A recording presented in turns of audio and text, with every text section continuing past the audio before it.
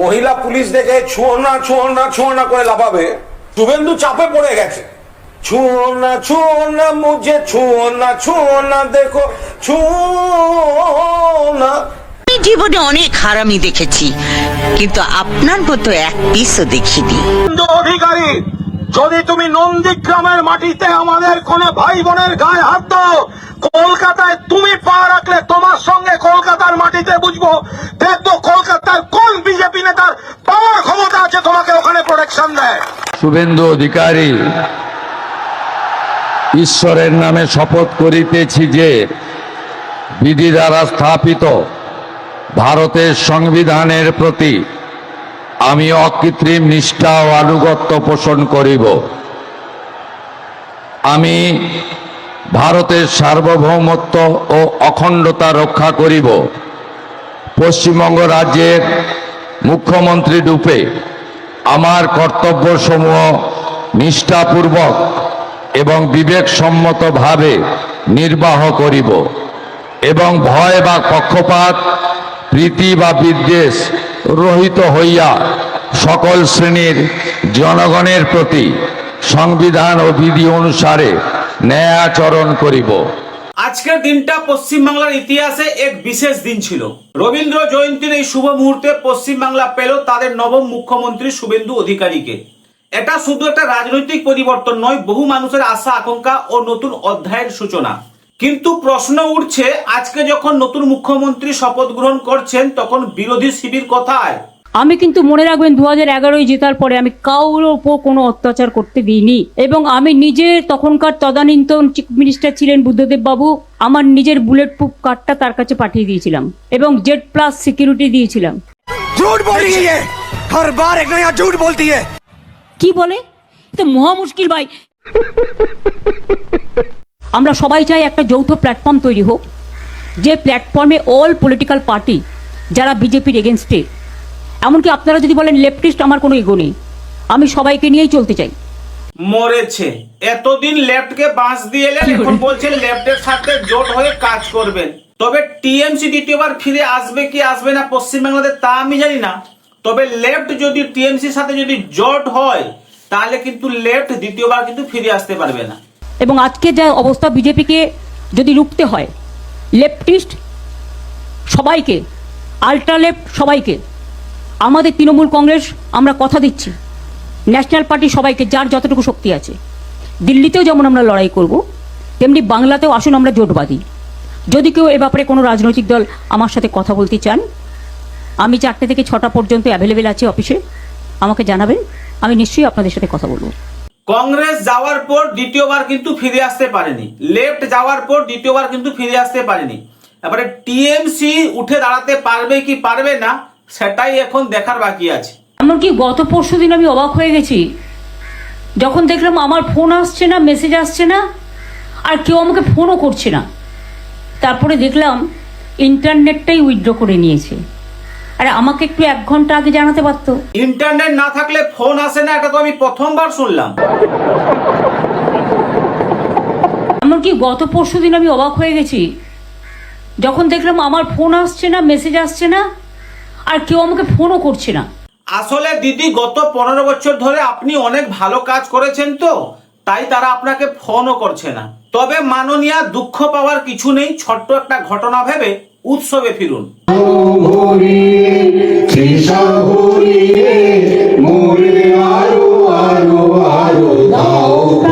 ভাই, 15 বছরে আমি প্রথমবার দেখলাম যে রবীন্দ্র জয়ন্তীতে রবীন্দ্রনাথের ছবি মাননীয়ার চেয়েও বড় হয়েছে।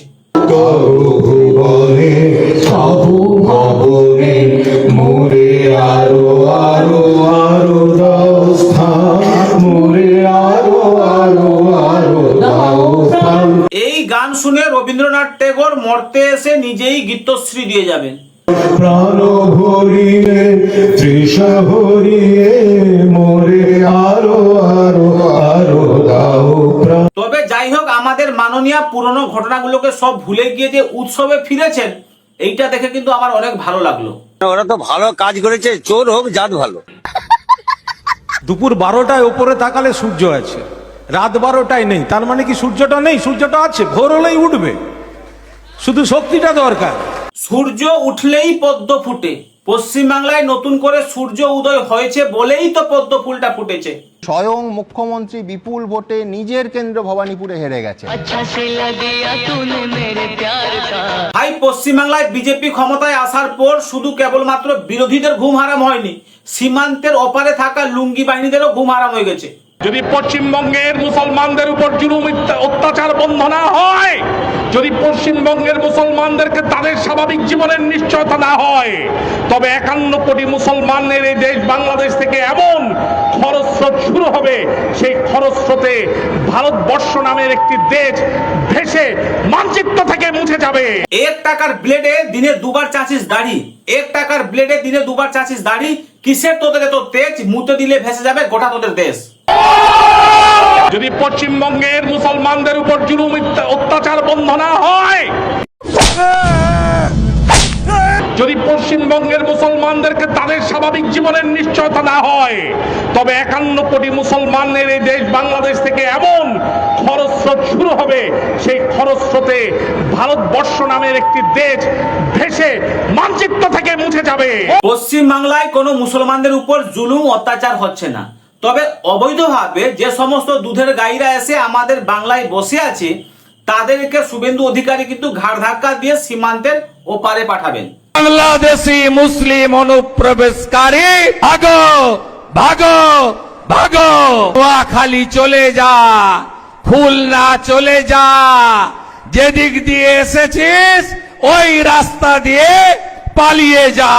এটাই হচ্ছে বাংলার নতুন মুখ্যমন্ত্রীর বার্তা। প্রথম দিনেই শুধু টেলার নয়, পুরো ছবির দিশাটাই পরিষ্কার করে দিলেন। পশ্চিম বাংলায় খুব সাম্প্রতিক সময়ে একটি নির্বাচন হয়েছে। বাংলাদেশের পার্শ্ববর্তী এলাকা হিসেবে পশ্চিমবঙ্গ আমাদের জন্য অত্যন্ত গুরুত্বপূর্ণ।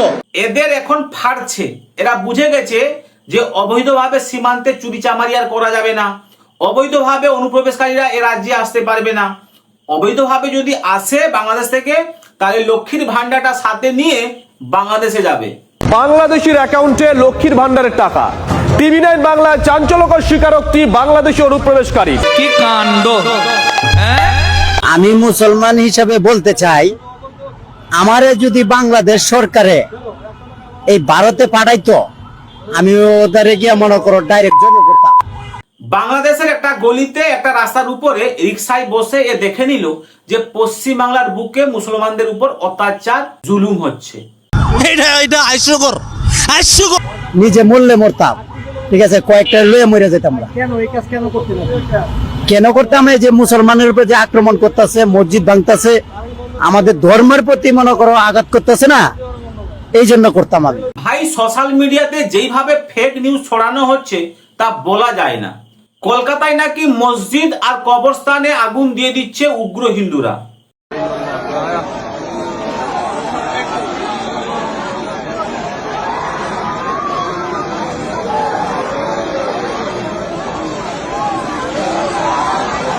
পশ্চিমবাংলায় যে সমস্ত মুসলিম ভাইরা আমার ভিডিও দেখছেন, আপনারা বলুন তো, এরকম ধরনের কোনো ঘটনা ঘটেছে যে কলকাতার বুকে মসজিদে আগুন ধরিয়ে দিয়েছে হিন্দুরা, কবরস্থানে আগুন ধরিয়ে দিয়েছে, এরকম ঘটনা ঘটেছে? এরই মধ্যে ঘটেনি না? আসলে এটা একটা প্রোপাগান্ডা, পশ্চিমবাংলাকে বদনাম করার একটা চেষ্টা চলছে।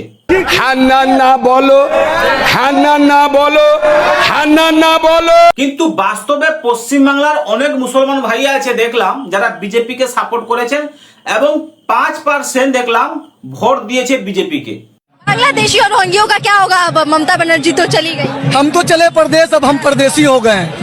छूटा गैरों का देश, गैर का देश था उसका, वो तो छुप के चोर की तरह था। तो चोर जब तक ही बच सकता है जब तक प्रशासन टाइट नहीं आएगा क्षेत्र में। प्रशासन सच में टाइट आ गया है, अब तो चोर को भागना पड़ेगा।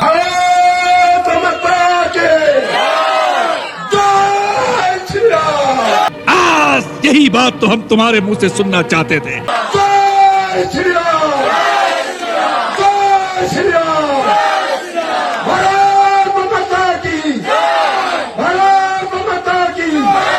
তাহলে এই মারধর গুলো কাকে করা হচ্ছে? যারা এতদিন টিএমসিতে ছিল, টিএমসিতে লুটে পুটে খেয়েছে, রংবাজি করেছে, চুরি চামারি করেছে, মারধর করেছে, তারা এখন পোশাক পাল্টে গেরুয়া আবির মেখে বিজেপিতে যোগদান করে বিজেপির লোককে মারছে।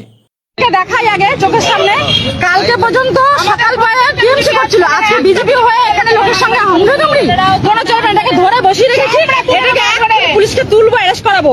আর যারা মনে করছো বিজেপি হয়ে টিএমসি হয়ে বিজেপির আবির মেখে লোককে মারবো, হামলা করবো, তারা এই পরিস্থিতি হবে। একে এখানে বসানো হয়েছে, একে পুলিশকে তুলবো বলে।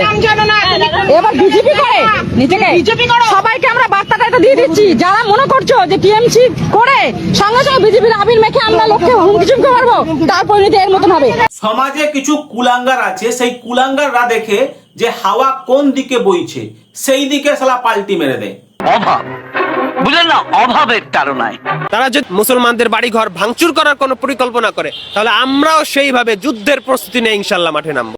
উড়ছে লুঙ্গি, লাগছে বেশ, চুল ছিড়বে পাশের দেশ। খুব ভালো লাগতেছে, খুব ভালো লাগতেছে, আনন্দের ঝর্ণা বয়ে যাচ্ছে।